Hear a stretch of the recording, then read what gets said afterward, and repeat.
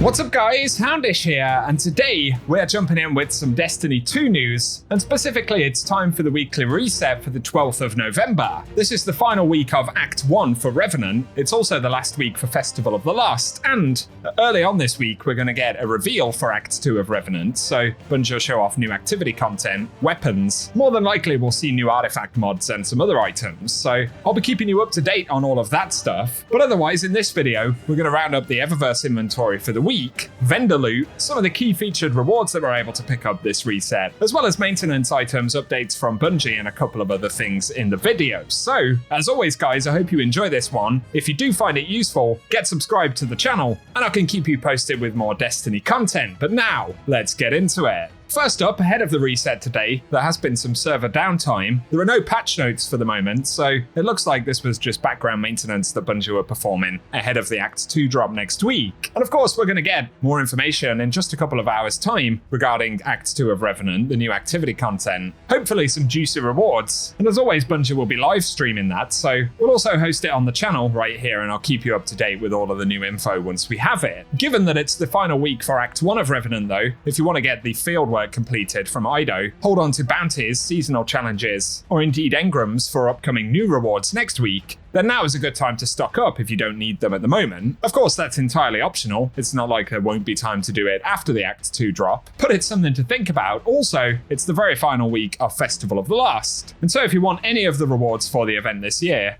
get them done before next Tuesday, or they'll go away until 2025.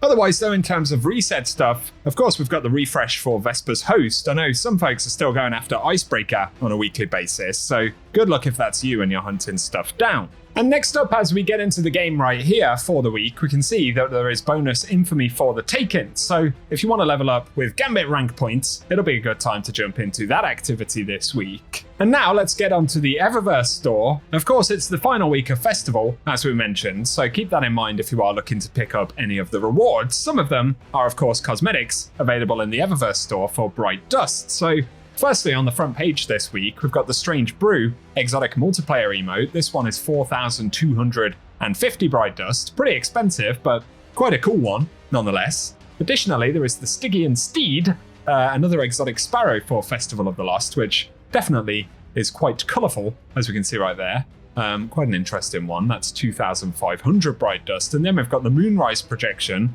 Ghost projection here on the front page for 1,500 Bright Dust. And for the front page shaders, we've got Flower Child initially, which is certainly very, very vibrant. These are 300 Bright Dust as always. Additionally, there is the Clinging Cobweb, another festival one right there with my mismatched boots. Apologies for that, but a final opportunity to grab a couple of the shaders from the event. And then as we move over to the main Bright Dust section right here, initially there is the Have a Balloon legendary emote here for 700 Bright Dust. Very creepy indeed. Moving on though, we've got the Peekaboo, a rare emote right here, so quick preview of that one as well, and that one is up for 400 Bright Dust. Moving on to some of the exotics on the second page though, we've got the Spinneret Shell, returning from last year for 2,850 Bright Dust. A pretty cool looking one though, if you like the spider themes. On top of that, there is the Decollated Dread exotic ship, which is up for 2,000 Bright Dust. Interesting sort of particle effect on the trail right there. A very curious looking thing for sure. Then there is the Majestic Winnie. This is returning from previous years. That ship is a new one this year, by the way. But Majestic Winnie is 2,500 Bright Dust, with the Star Horse themes going on. On top of that, we've got the ornament for Fighting Lion, which is the Pride Glass ornament for Festival. This one is 1,250 Bright Dust. Pretty nice one. It's been around for quite some time though. Nonetheless, you can grab it this week. I'm hoping, with a bit of luck, maybe Bungie will add some more exotic ornaments for weapons next year. Moving on though, we've got the Pumpkin projection here, which is 1,500 Bright Dust as well. I never know why those are so expensive, but there is the Skelligall shader, which is up for 300 Bright Dust. Quite a nice one from previous years. On top of that, there is the Bloodmane available this week too.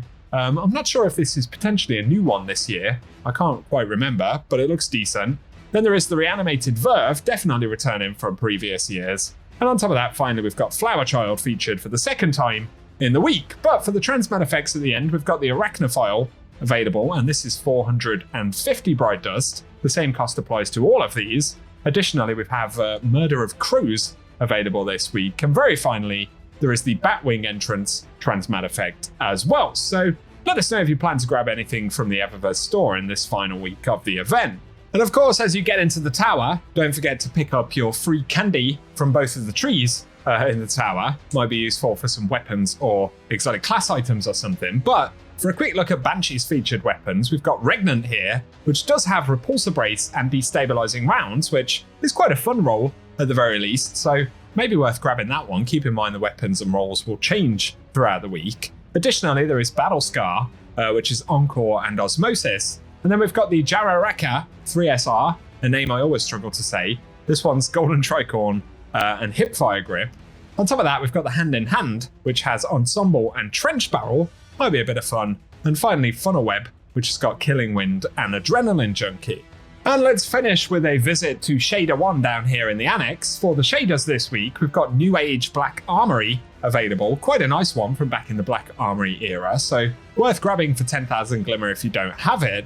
There's also the Arctic Dreamscape available as well, which is quite a nice one from back in the Warmind era. And additionally, New Monarchy Allegiance is up as well, if you're after some of the older faction shaders, so give us your thoughts on those, But then we've got the Noble Constant type set of gear from back in the day as well, if you want to check in for stat rolls or to add them to collections. For some final activity mentions for this week though, the Nightfall is Heist Battleground on the Moon. Grandmaster Catch-Up Node will drop next week on the 19th of November, so that'll be another component for us to chase with the next update. Otherwise though, the exotic mission featured this week is Starcrossed, where we can pick up the Wishkeeper, so if you missed out on this back in Season of the Wish, it's a good one to go after, and of course we can get all of the upgrades in the mission as well. Then, for other featured content, we have Garden of Salvation, which recently had its loot pool updated, so a bunch of the weapons have new rolls, even some new elements in some instances. And with it being a featured raid this week, that means all of the legendary rewards are totally farmable, so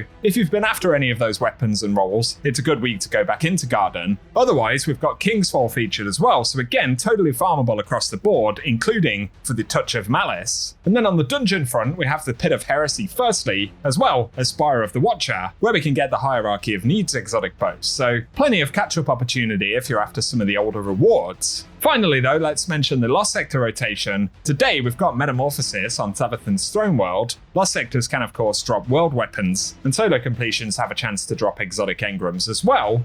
We'll move over to the Moon with K1 Revelation for November 13th, and then we've got Bay of Drowned Wishes in Dreaming City for the 14th, Chamber of Starlight for the 15th, before moving to the EDZ with the Quarry on November 16th, Excavation Site on November 17th, and finally for the 18th it'll be the Broken Deep in the Pale Heart. And we'll finally arrive at Act 2 with the next weekly reset, so looking forward to that guys. I'll keep you up to date this week with all of the details that Bungie give us, so once again get subscribed to the channel, as around half of the viewers on this channel haven't yet subscribed, and it does make a massive difference here, as well as keeping you guys up to date with everything related to the game. So consider doing that if you feel like it, but also let us know if you're getting any things wrapped up in the game this week ahead of Act 2, and if you found the video useful, a like rating really helps us out as well. Otherwise though, I appreciate you tuning in, and I hope you guys have an awesome day.